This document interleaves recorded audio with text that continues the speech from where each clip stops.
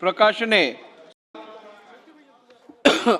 अर्थसंकल्पीय प्रकाशने सन्मान्य सदस्यांना महाराष्ट्र शासनाच्या तसेच महाराष्ट्र विधिमंडळाच्या संकेतस्थळावर उपलब्ध करून देण्यात येतील।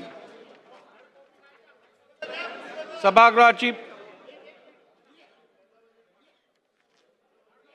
पुस्तकं मिळणारच नाही। आता पेपरलेस करायचं आहे आपल्याला साहेब, आमच्यासारखे लोकांना ते प्रिंटआउट काढता येईल। प्रिंटआउट आमचं अवघड जातं खरं सांगायला गेलं तर। आमच्या वेळेला हे नव्हतं।